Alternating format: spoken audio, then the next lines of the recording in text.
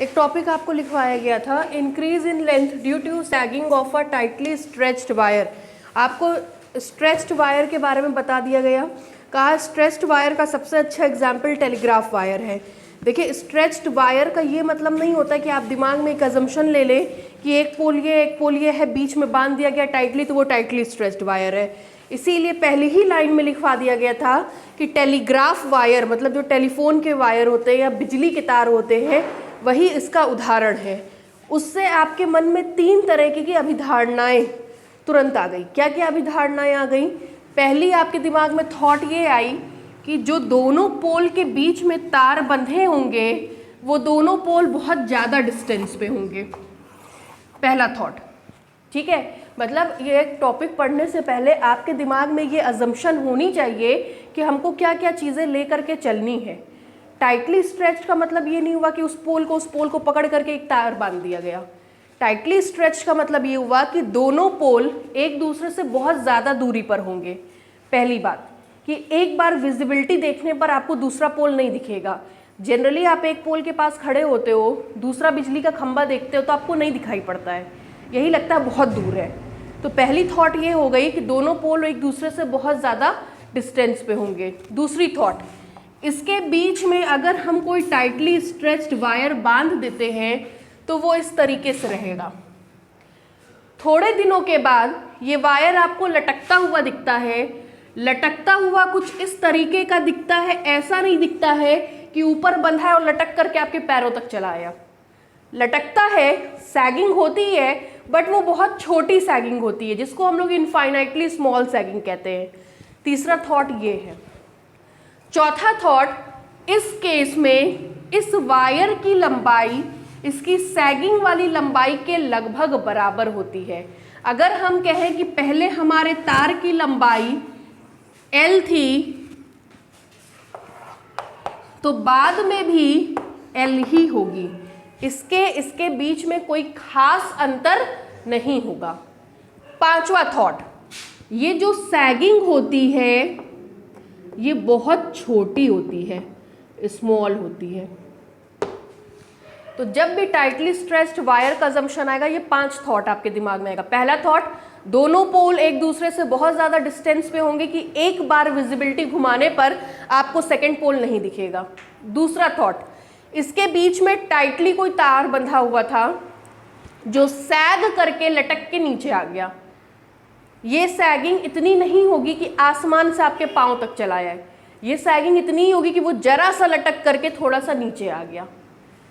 तीसरा थॉट, इस केस में इसकी लंबाई पहले और आफ्टर सैगिंग बाद में लगभग बराबर होगी। चौथी थॉट, सैगिंग बहुत छोटी होगी, इनफाइनाइटली स्मॉल होगी।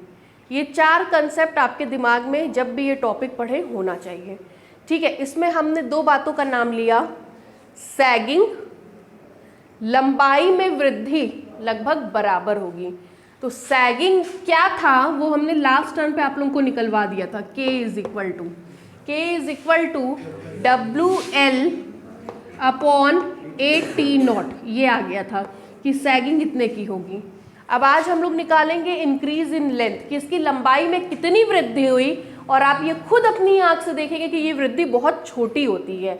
छोटी होती है इसीलिए सैगिंग भी छोटा मिलता है, इसीलिए ये लंबाई में जो वृद्धि करके लटकता है वो भी बहुत छोटा होता है, ठीक है।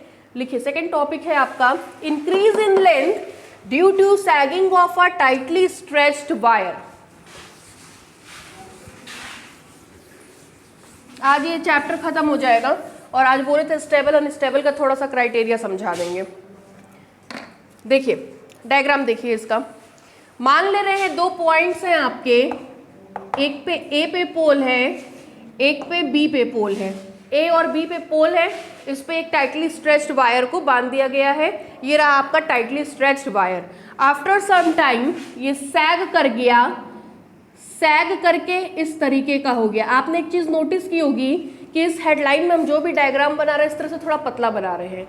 इसके पहले हम जो भी डायग्राम बनाते थे वो इस तरीके से बनाते थे। दोनों में डिफरेंस क्या है कि ये कैटनरी है वो सैगिंग को रिप्रेजेंट कर रहा है, वो भी किसकी सैगिंग, टाइटली स्ट्रेच्ड वायर की सैगिंग, इसलिए वो सैगिंग बहुत थोड़ी होगी।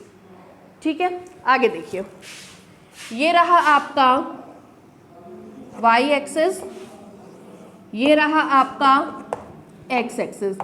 एज यूजुअल मान लीजिए पहले तार की लंबाई h थी, पहले तार की लंबाई h थी। ठीक, हमने आपसे कहा एक अजम्पशन लेने के लिए कि अगर ये h होगा तो ये भी क्या होगा, h।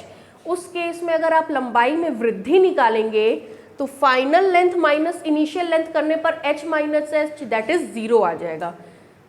क्यों, ठीक कह रहे हैं?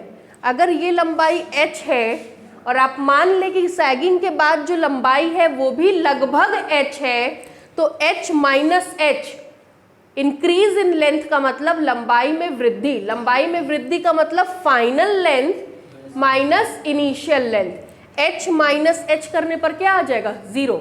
इस हिसाब से तो सैगिंग हो ही नहीं रही है। हम लोग को ये दिखाना है कि सैगिंग तो हो रही है, लेकिन वो सैगिंग कैसी है, बहुत छोटी है, इनफाइनाइटली स्मॉल है। इस वजह से हम मान लेंगे कि फिक्स पॉइंट से एक तरफ की चली गई चापीय दूरी s है। अगर ये s होगा तो आपको पता है ये भी कितना होगा, s। अब आप देख सकते हैं कि सैगिंग के बाद की लंबाई s plus S that is 2s है और सैगिंग के पहले की लंबाई h है, तो final length is equal to 2s, initial length is equal to h। तो अगर लंबाई में वृद्धि निकालनी है तो initial length final length minus initial length आप करेंगे और आप पाएंगे कि ये डेटा बहुत छोटा आया है। तो अब हमको करना क्या है, s की वैल्यू निकालनी है, h की वैल्यू निकालनी है, यहाँ ले जा करके पुट कर देना है, एक डेटा आएगा, वो डेटा बहुत छोटा होगा जो इस बात को दिखाएगा कि लंबाई में होने वाली वृद्धि बहुत छोटी है, अर्थात सैगिंग बहुत छोटा है। ठीक है, कंसेप्ट समझ में आया? अगर हम दोनों को लगभग बराबर मानते तो h माइनस एच क्या हो जाता, 0। हमको 0 नहीं दिखाना है, हमको दिखाना है कि कितनी वृद्धि हुई है। इसके लिए हमने इसको h माना। रही बात इसकी, आपको पता है चाप पे चली गई दूरी को स्मॉल s से दिखाते हैं, एक तरफ का हिस्सा s तो दूसरी तरफ का हिस्सा भी s plus S that is 2s, final length is 2s, initial length is h, 2s minus h is the increment in length due to sagging in tightly stretched wire। tightly stretched wire में sagging के दौरान होने वाली लंबाई में वृद्धि 2s minus h। ये concept clear है? आगे बढ़ें, चलिए आगे देखिए डायग्राम में और क्या क्या चीज़ें हम लोग लेकर के चलेंगे। लोवेस्ट पॉइंट पर लगने वाला टेंशन हमेशा क्या होता है, T0। मान ले रहे ये पॉइंट हमारा M है, ये लोवेस्ट पॉइंट को हमेशा C से दिखाते हैं, दिस इज योर ओरिजिन। ठीक है, लिखिए, ये consider a catenary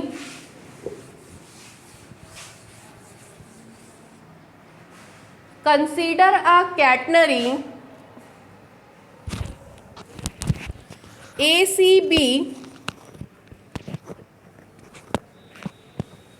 consider a catenary ACB which is tightly stretched from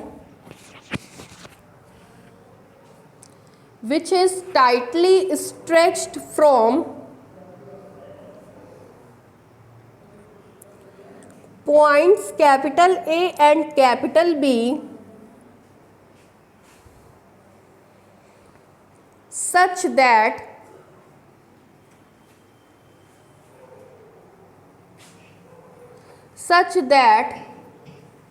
the length of string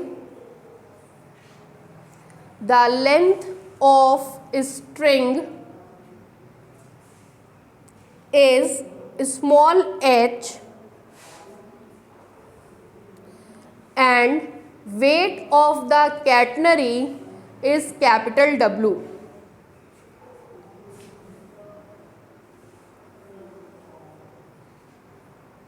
and the weight of catenary is capital W।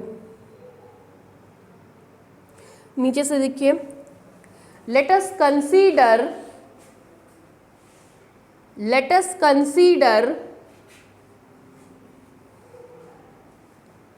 इसको क्या पढ़ते हैं हमेशा, आर्क। क्या पढ़ते हैं, arc.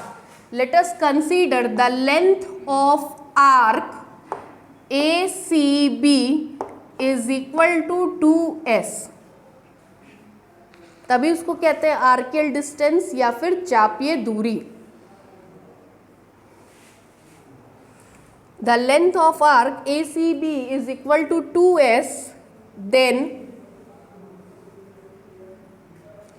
then arc AC is equal to S is equal to arc CB।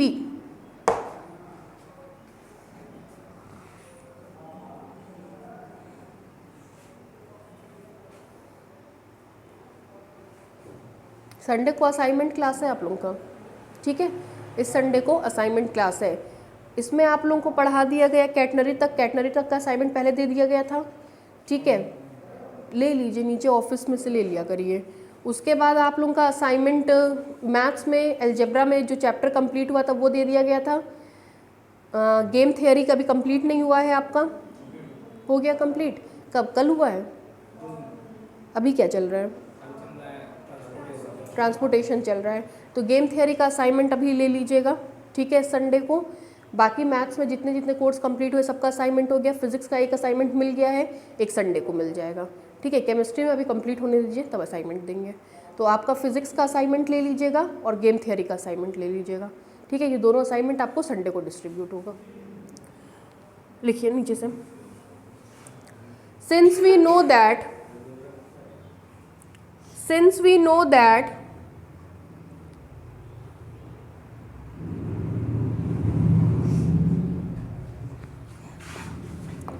S is equal to C sin hyperbolic x by C।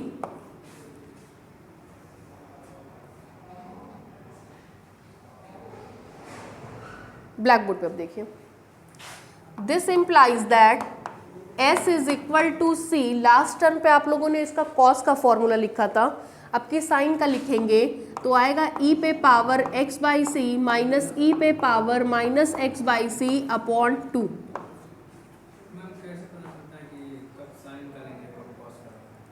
यहाँ पे हम लोग जो जो चीज़ लेकर के चल रहे हैं वो s में है और x में है।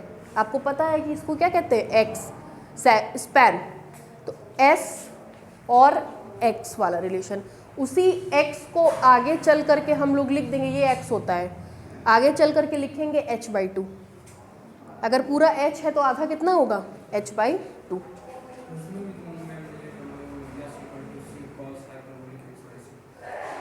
s is equal to C cos hyperbolic x by C. जब ये बहुत ज़्यादा होता है तब किसको लेंगे, साइन को लेंगे, और जब छोटा होता है तो कॉस को, क्योंकि साइन का वेरिएशन 0 से 1 बढ़ता चला जाता है, कॉस का वेरिएशन 1 से 0 घटता चला जाता है, ठीक है। This implies that s is equal to c/2।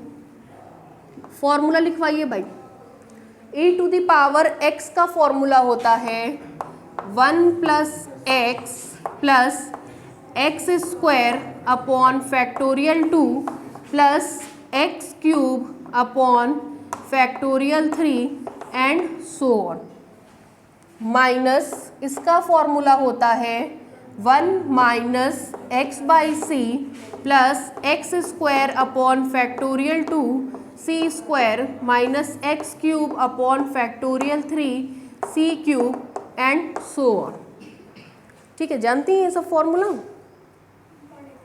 कोई बात नहीं। अब पढ़ाई पे एकदम ध्यान दीजिए, नवंबर आ गया है ना, पास होना है तो पढ़ाई करनी पड़ेगी। रिजल्ट बहुत ख़राब जाएगा इस बार, क्योंकि सीट नहीं आगे बैठाने के लिए, बच्चे फेल होंगे तभी वो थर्ड ईयर में सीट दे पाएंगे। c/2 क्या क्या कटेगा, 1 से 1 कट जाएगा, ये वाला टर्म ऐड हो जाएगा। कहने का मतलब ये जितने भी ऑड पावर्स होंगे वो सारे ऐड हो जाएंगे। तो मिलेगा 2 टाइम्स ऑफ x/c, ये ऑड पावर है, ये ऑड पावर है, x³ upon under factorial 3 c³। इसके बाद वाला ऑड टर्म आएगा x पे पावर 5 अपॉन फैक्टोरियल 5 c पे पावर 5 एंड सो 2 से 2 क्या हो जाएगा, cancel. This implies that s is equal to c। c मेरे ख्याल से आप कैंसिल कर सकते हैं बहुत ईजिली। c को कैंसिल कर दीजिए। c को कैंसिल करेंगे तो आपको मिलेगा x प्लस x³ फैक्टोरियल 3 की वैल्यू होती है 6c²। एक c कैंसिल हो चुका है। यहाँ पे आएगा x पे पावर 5 फैक्टोरियल 5 की वैल्यू बोलिए,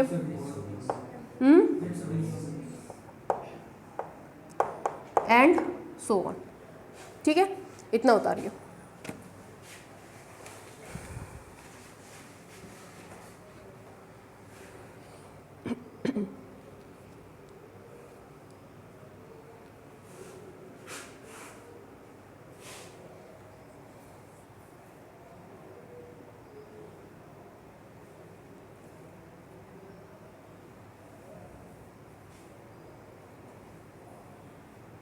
जब आप लोग का कोर्स कंप्लीट हो जाएगा, देखिए कोर्स आप लोग का किस हिसाब से चल रहा है आप लोग ऑब्जर्व कर ही लिए होंगे कि कोर्स में कहीं ये कमी नहीं छोड़ी जा रही है कि आराम से हो, टाइम से ही कंप्लीट होगा।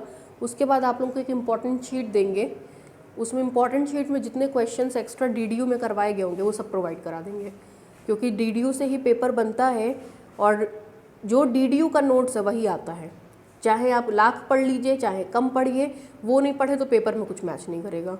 तो जितना वो रहेगा हर पेपर में उतना आपको प्रोवाइड करा दिया जाएगा।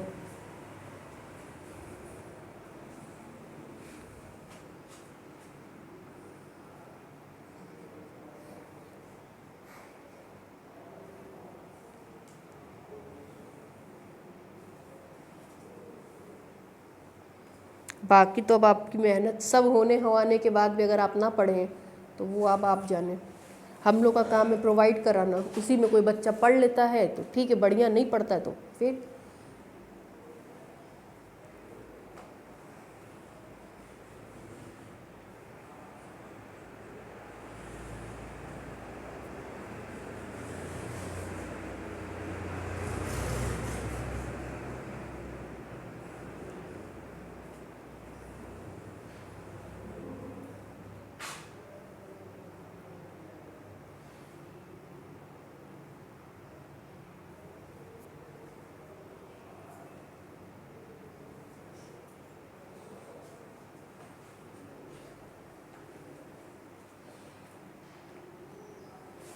कल आपको केमिस्ट्री SK बर्नवाल सर पढ़ाने आएंगे।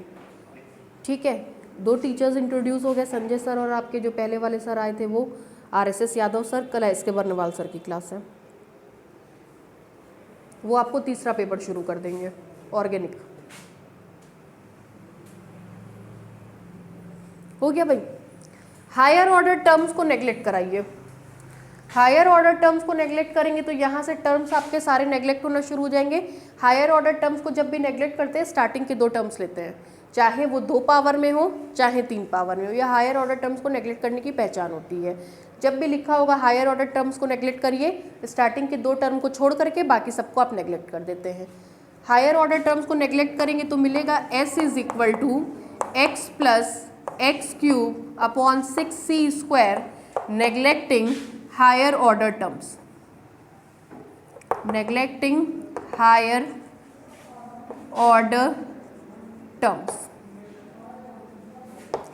अभी हम थोड़ी देर पहले जिक्र कर रहे थे कि x की जगह एक्चुअल वैल्यू रख देंगे। अभी आप देखो तो यहाँ से यहाँ तक की डिस्टेंस को ही हम x कहते हैं। यहाँ से यहाँ तक की डिस्टेंस अगर h के फॉर्म में निकालेंगे तो कितना आएगा, h/2, मतलब x is equal to h/2 रख दीजिए यहाँ पे।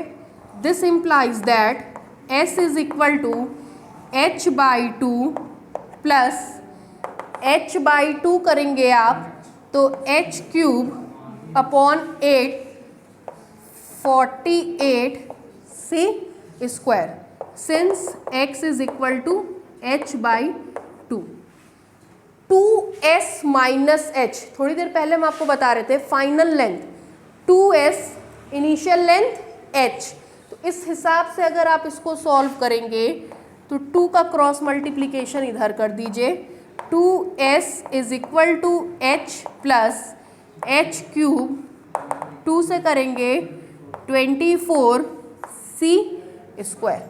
ठीक है, करिए इतना।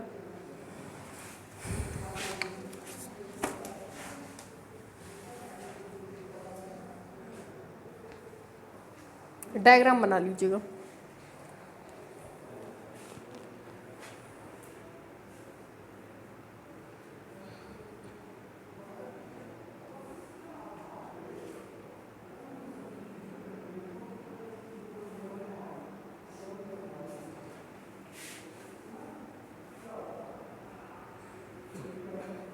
अगले साल से हम लोग के यहाँ लैब भी बन रही है, ऊपर केमिस्ट्री और फिजिक्स के प्रैक्टिकल भी कराए जाएंगे।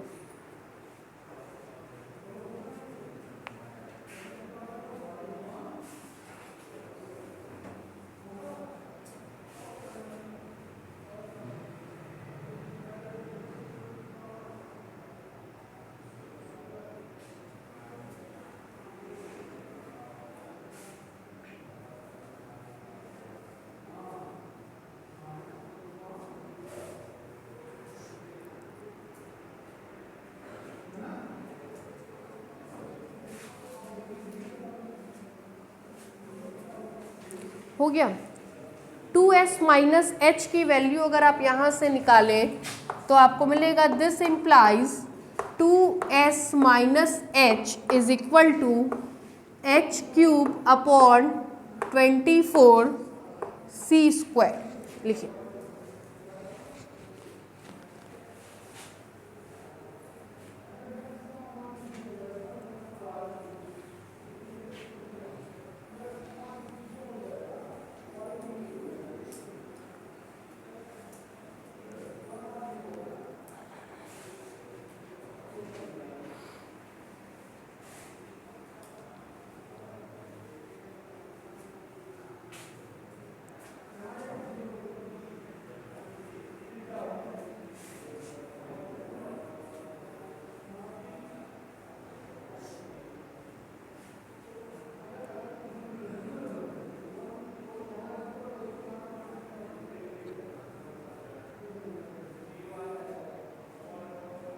हो गया भाई। एक फॉर्मूला बताए थे, T not is equal to W into C. आपको पता है किसी भी कैटनरी के लिए सी क्या होता है, फिक्स होता है। सी फिक्स होता है, डब्ल्यू फिक्स होता है, तो टी नॉट भी क्या हो जाएगा, फिक्स हो जाएगा। तभी कहते हैं लोवेस्ट पॉइंट पे टेंशन हमेशा क्या होगा, टी नॉट फिक्स होता है। तो अगर यहाँ से मान निकाल करके रखें तो this implies 2s minus H is equal to H cube upon 24, C की जगह लिखेंगे टी नॉट बाई डब्ल्यू का होल स्क्वायर। सॉल्व कर लीजिए। सॉल्व करने के बाद आपको मिल जाएगा, this implies that 2s minus H is equal to, ऊपर जाएगा H cube W square upon 24 T naught का स्क्वायर। ये आपका फॉर्मूला है इंक्रीज इन लेंथ का। Final length 2s, initial length h, 2s minus h, final length minus initial length, that is increase in length. उतार दीजिए।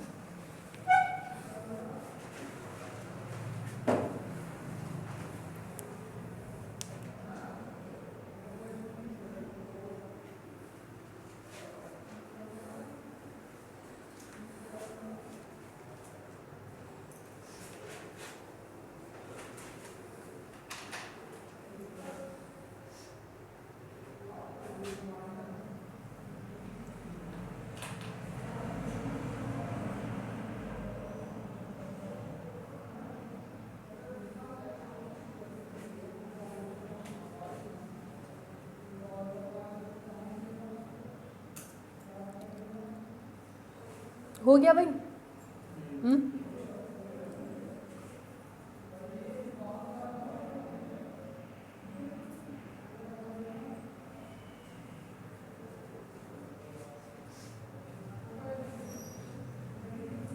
लिखिए, where 2s minus h shows the where 2s minus h shows the increment in length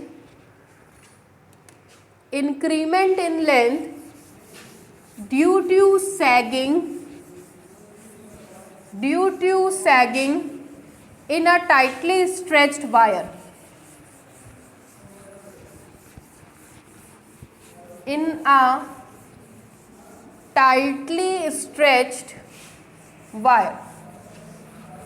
इस chapter का आखिरी question लिखिए telegraph wire पे। लिखिए, question लिखिए, आना होता है तो यही क्वेश्चन आता है कई साल से, नहीं आना होता तो नहीं आता है। फिर से बोलिए। जैसे हम कैलकुलेट कर रहे थे वेटेज का रीसेट हो जा रहा था तो कंडीशन जनरेट हो रहा था, वैसे इसमें अगर जनरेट, लेकिन इसमें बहुत भारी वेट लटकाना पड़ेगा। रीज़न क्या है? क्योंकि टेलीग्राफ वायर बहुत लंबा है, बहुत लंबा है, तो उस केस में जब तक आप उसमें एक मेजरेबल वेट नहीं हैंग करेंगे तब तक वो कभी वी शेप में नहीं आएगा, कभी नहीं। और हमको टेलीग्राफ वायर को लटकाना नहीं है, उसकी सैगिंग को कम करना है। सैगिंग कब कम होगी? जो फॉर्मूला आपने निकाला था उसमें देखा आपने, capital W capital small l upon 8T0। अगर W और L कम हो जाए तो सैगिंग कम होगी, मतलब वेट और लेंथ कम हो जाए तो सैगिंग कम होगी। तो हमको सैगिंग को कम करना है, बढ़ाना नहीं है वेट लटका के। क्वेश्चन लिखिए, a telegraph wire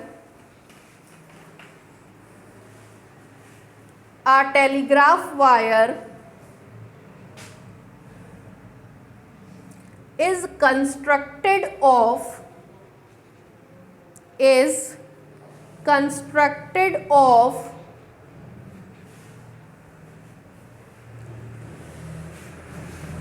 number 8 iron wire, number 8 iron wire का मतलब ये हो गया, जब आप कभी भी किसी भी शॉप पे आयरन मतलब तार खरीदने जाएंगे तो आपसे मोटाई पूछेगा, किस नंबर का, 8 नंबर, 6 नंबर, 7 नंबर, 5 नंबर। तो आपके जो घरों में लगता है वो बहुत पतला होता है, लेकिन टेलीग्राफ वायर में जो लगता है वो बहुत मोटा होता है। आपके घरों में जो लगता है वो 1 नंबर 2 नंबर लगता है, और टेलीग्राफ वायर कितने नंबर का होता है? 8 नंबर, तो उसको नाम ही दिया गया नंबर 8। ठीक है, number 8 iron wire with weight 7.3 lbs।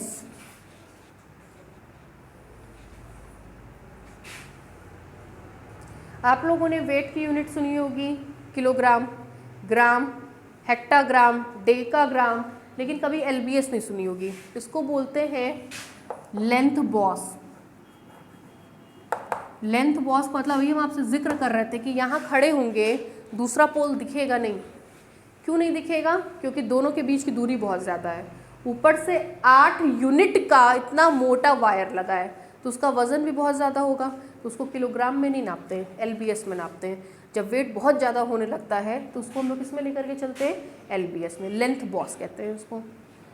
Length boss पर 100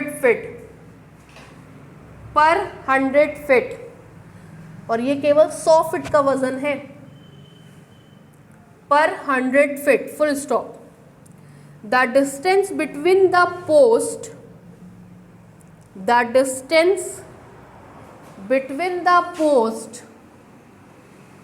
पोस्ट का मतलब होता है खंबा, जो भी हम आपसे जिक्र कर रहे थे, 2 पोल होंगे।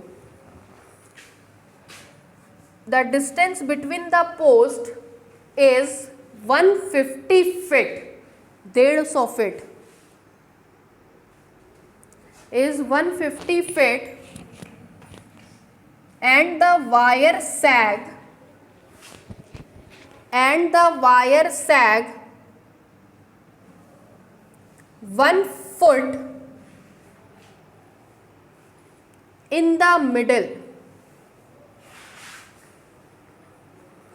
तार की लंबाई पढ़िए कितनी है? हैं? तार की लंबाई कितनी है? 150 फीट। सैगिंग कितनी है? 1 फीट। इसी से अंदाज़ा लगा लीजिए कि सैगिंग कितनी कम होती है और तार की लंबाई कितनी ज़्यादा होती है। जो हम आपसे बार बार कह रहे हैं कि आप एक तरफ खड़े होंगे, दूसरे तरफ का पोल नहीं दिखेगा, 150 फीट देख लेंगे आँख से कितना होता है, और सैगिंग उसमें कितनी होती है? 1 फीट। जब 1 फीट होगी तो लगभग दोनों की लंबाई क्या होगी? आपस में बराबर होगी। ठीक है, आगे लिखिए। Then show that it can be, middle के बाद बोल रहे हैं, then show that it can be screwed, screwed, screwed up to a tension of about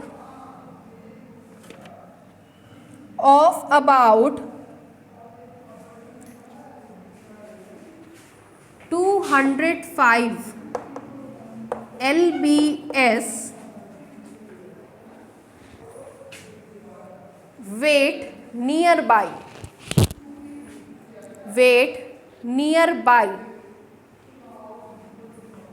जो आप पूछ रहे थे सैगिंग वाला, कह रहा है कि दिखाइए कि ये 205 lbs का वजन लगभग बेयर कर पाएगा। मतलब अगर आप उस पर 205 lbs का वजन लाद देंगे तब भी वो हैंग नहीं करेगा, मतलब तब भी वो डिस्टॉर्टेड नहीं होगा। उससे ज़्यादा टांगेंगे तब वो डिस्टॉर्टेड होगा। 205 lbs इज़ टू मच। यही बात हम आपसे कह रहे थे कि अगर उसको आपको डिस्टॉर्टेड करना है तो बहुत ज़्यादा वजन लादना पड़ेगा। बहुत ज़्यादा मतलब बहुत ज़्यादा, 205 lbs बहुत ज़्यादा वजन हो गया। ठीक है, तो क्या कह रहा है आपसे कि दो पोल के बीच में इतने नंबर का टेलीग्राफ वायर लगाया गया, उस टेलीग्राफ वायर के 100 फीट का वजन पर 100 फीट का वजन इतना है। 100 फीट का वजन 7.3 है, लादना कितना है? 205। ठीक है, 100 फीट का वजन 7.3 lbs है और दोनों खंभों के बीच की दूरी 150 फीट है, 150 फीट है। तो आपसे कह रहा है कि दिखाइए उसका जो टेंशन होगा, मतलब जितना वो लाद सकता है, वो लगभग कितना होगा? 205। आपको टी निकालना है, टेंशन। टी क्या होता है भाई? T is equal to W into y. ठीक है, तो W इंटू वाई निकालना है। W इंटू वाई का मतलब स्मॉल w वेट पर यूनिट लेंथ, y कितनी ऊंचाई पर है। ठीक है, ये दो चीज़ आपको निकालनी है। लिखिए,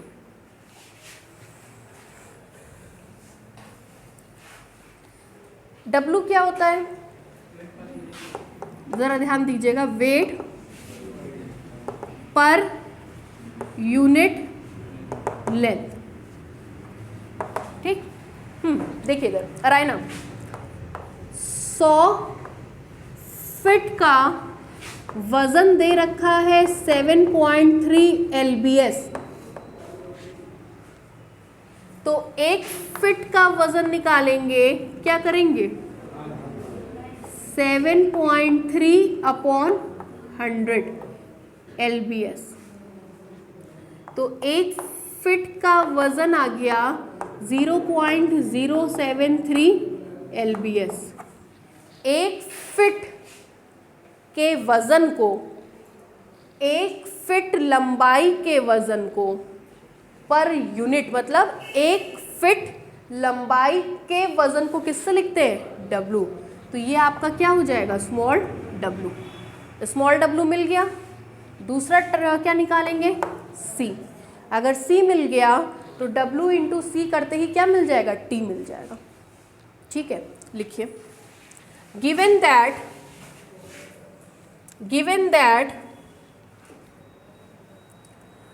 a telegraph wire is constructed of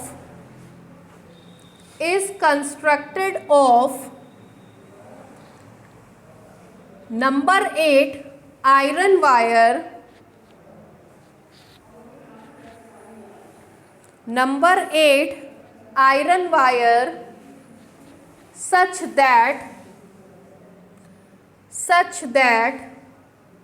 नीचे से लिखिए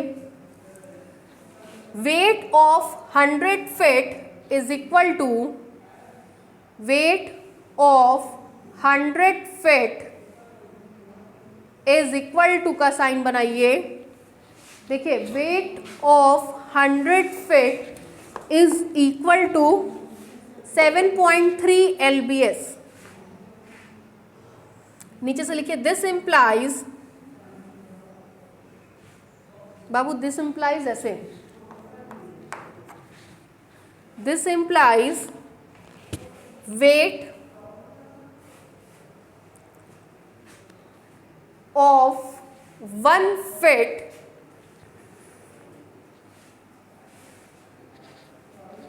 is equal to का साइन बनाइए।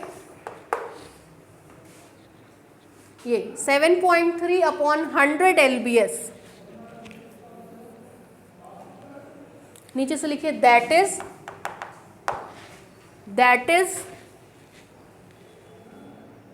वेट, ये दैट इज ऐसे लिखाएगा आज के बाद, देखिए बेटा, ठीक है, दैट इज वेट पर unit feet is equal to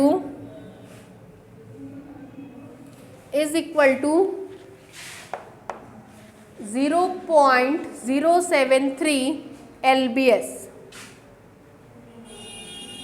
नीचे से लिखिए that is W is equal to, small w है, W is equal to 0.073 lbs।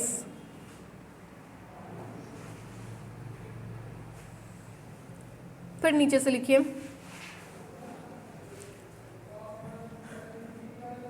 Also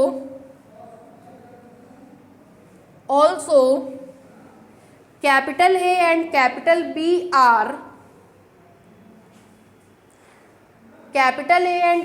B are two post, TWO2 post, POSTS, post मतलब खंबा, two post such that the distance between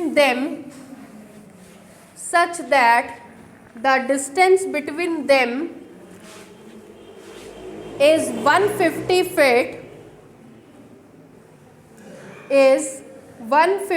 feet, sagging कितना है 1 feet, 1 metre नहीं 1 feet, and the sagging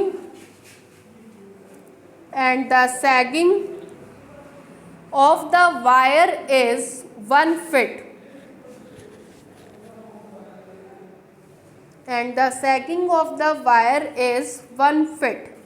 जरा black board पे देखिए।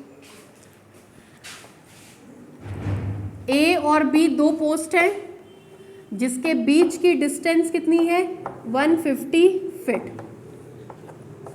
तार सैग कर गया, सैगिंग के बाद ये जो है आपका सैग, ये कितना है 1 फुट, ठीक। Y axis, X axis, origin, C पे लगने वाला टेंशन T0 D। अगर ये पूरा 150 है तो आधा कितना होगा 75, जिसको नाम किसका देते हैं x का, ठीक है। डायग्राम क्लियर है। नीचे से लिखिए since we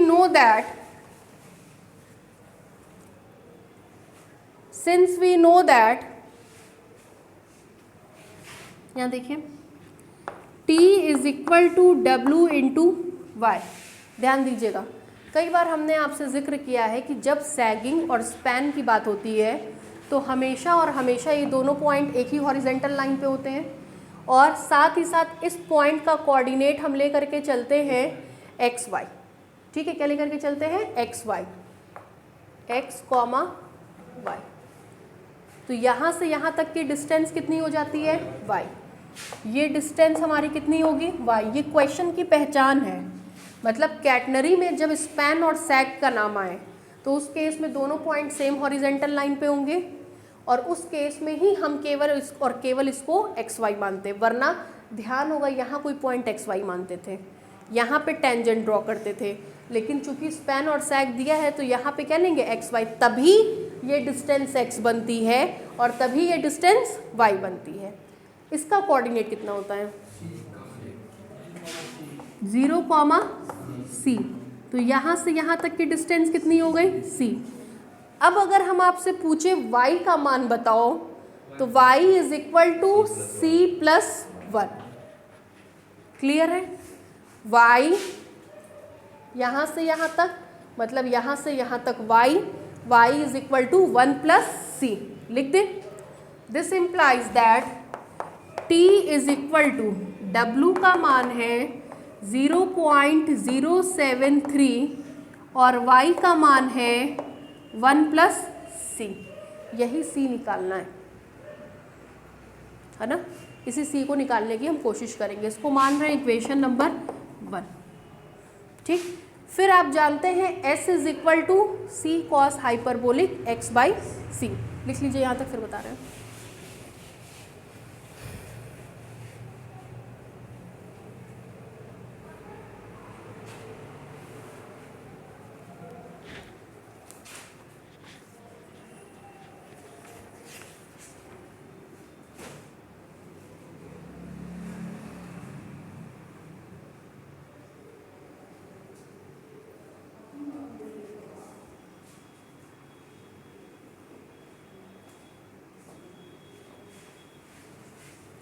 हो गया भाई, फिर देखिए नीचे से लिखिए। Since we know that y is equal to c cos hyperbolic x by c। देखिए हम चाह रहे थे कि दिवाली के पहले स्टेबल अनस्टेबल ख़त्म कर दें, ताकि आप जब दिवाली पे जाएंगे तो खुशी मनाते हुए जाएंगे कि सेक्शन 1 ख़त्म है। ठीक है, हमको चाहिए उसमें 4.5 लेक्चर। 4.5 हमको नहीं लग रहा कि हमको मिल पाएगा। ठीक, 21 तारीख हो गई ना आज, 1 तारीख से 2 तारीख से सेंटर बंद होगा, 10 दिन नहीं मिल पाएगा। संडे को बुलाएंगे हम, ठीक है, संडे को बुला करके या तो इस संडे या अगले संडे हम 1-1.5 घंटा 2 घंटा पढ़ा देंगे, तो फिर कोर्स कंप्लीट हो जाएगा। ठीक है, तो वो थोड़ा सा मेंटल प्रिपेयर रहिएगा कि बुलाया जाएगा। हो गया, ज़रा यहाँ ध्यान दीजिए। y का मान था, अभी रखा है 1 plus c is equal to c। इसकी जगह लिखते हैं e पे power x by C plus e पे power minus x by C upon 2। जरा सा देख लीजिए, लास्ट टर्म पे किया हुआ है। 1 plus c is equal to c by 2।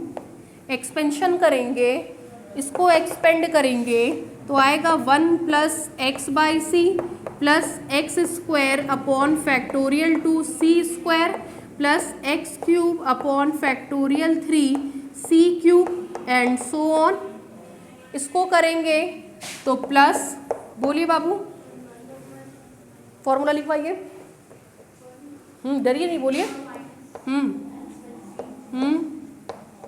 Plus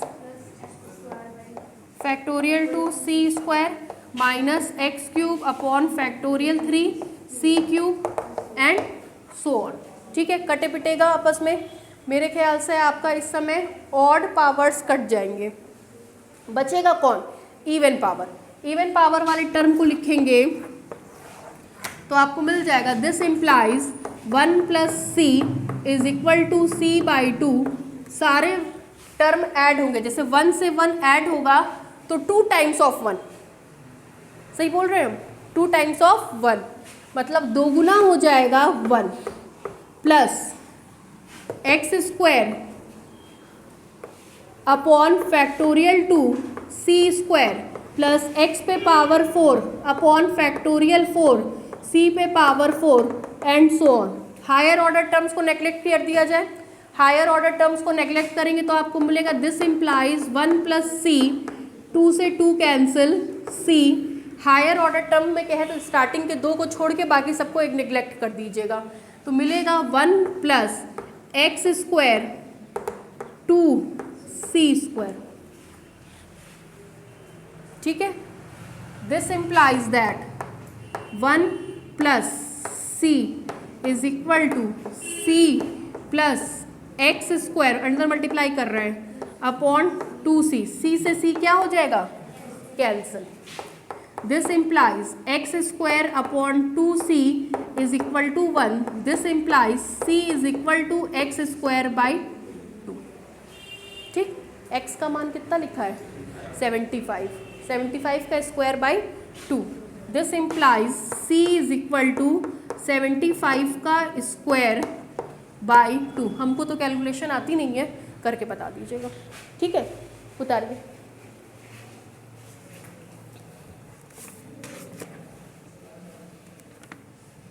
कर लेंगे ना पंकज।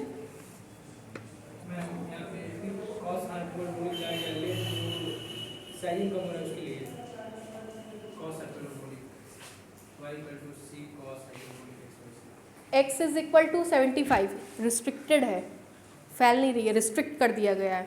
रिस्ट्रिक्ट कर दिया गया तो 1 to 0।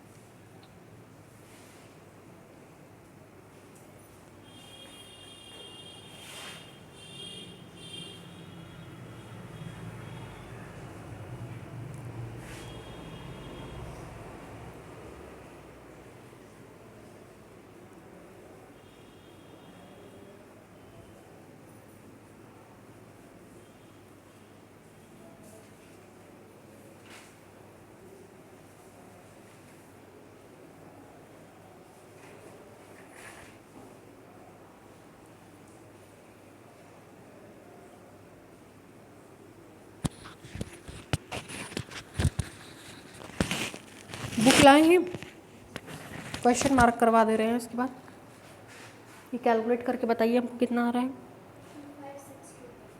5 6 कैसे भाई, पूरा पूरा आ रहा है, पॉइंट पॉइंट नहीं आ रहा है। वो डिवाइड हम थोड़ी ना करेंगे, उसको डिवाइड करके बताइए।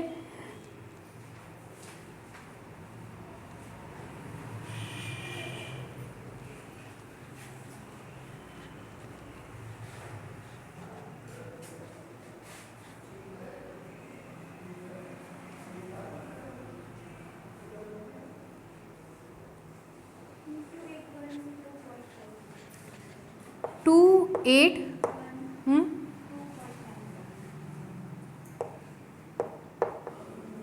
गलत होगा तो भाई सब कोई आरायना से झगड़ा करेगा, हमसे कोई नहीं करेगा, हमको नहीं पता है। ठीक है, ये आ गया। अब इसको ले जा करके कहाँ पुट कर देंगे, इक्वेशन नंबर 1 में। सी आ गया है ना, सी तो चाहिए था, अगर सी मिल गया तो टी मिल जाता, क्यों, है ना। ले जाके पुट कर दीजिए। यूजिंग इट इन इक्वेशन 1 मिलेगा t is equal to 0.0731 plus c की वैल्यू है 2812.5। t is equal to 0.073 into 1 जोड़ देंगे 2813.5। भाई ये भी आप ही लोग करिए गुड़ा।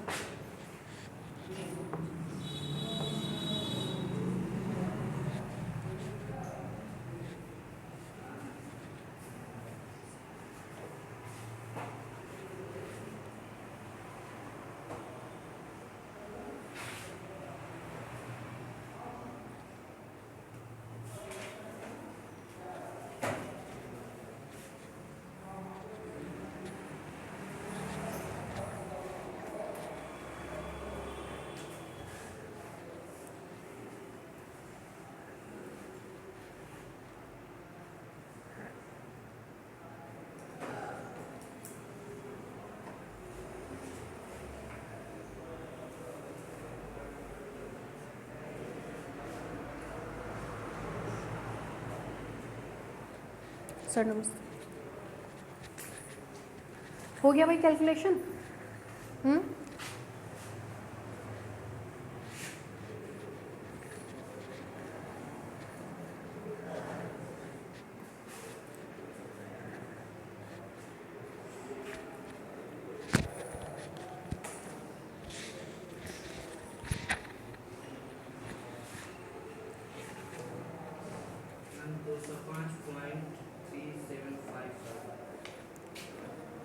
205.37 बस इतना ही छोड़ दीजिए। 3 है तो जाहिर सी बात है यहाँ इंक्रीज एक करेंगे नहीं, लगभग आएगा T is equal to 205 LBS। आगे लिख दीजिएगा नियर बाई।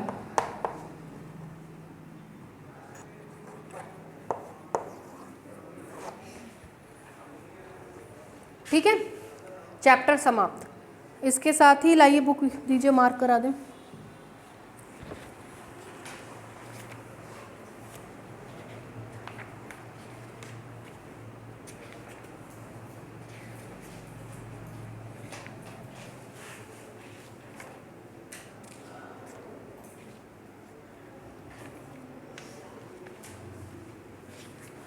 कैटेगरी के क्वेश्चंस मार्क करा रहे हैं, जो बुक लाएं ठीक है, जो नहीं लाएं वो पेज नंबर और सब बोल रहे हैं, लिखते चलेंगे अपनी कॉपी में।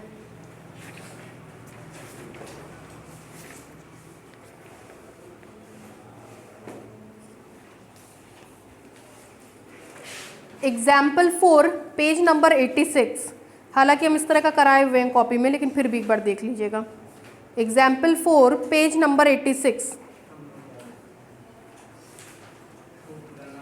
कोई बात नहीं, इसी से देख के मार्क कर लीजिएगा, इसीलिए पेज नंबर बोल रहे हैं। पेज नंबर 86 पे एग्जाम्पल 4।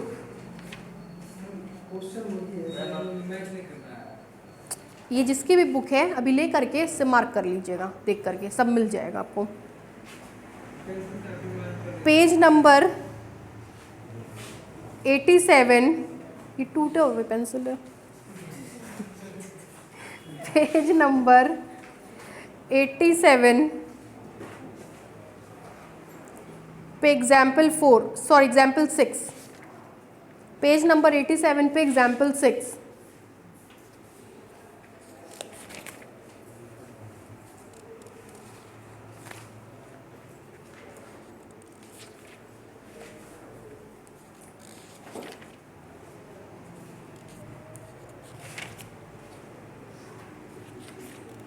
बस 2 ही एग्जाम्पल है, उससे आपको पूरा पेपर मिल जाएगा। बाकी जितना जो आने वाला था सब हमने करा दिया है। ठीक है, अब स्टेबल अनस्टेबल पे आएंगे हम लोग, अगले हफ्ते शुरू करेंगे 4 और 6। ठीक है, कैमरा ऑफ कर दीजिए।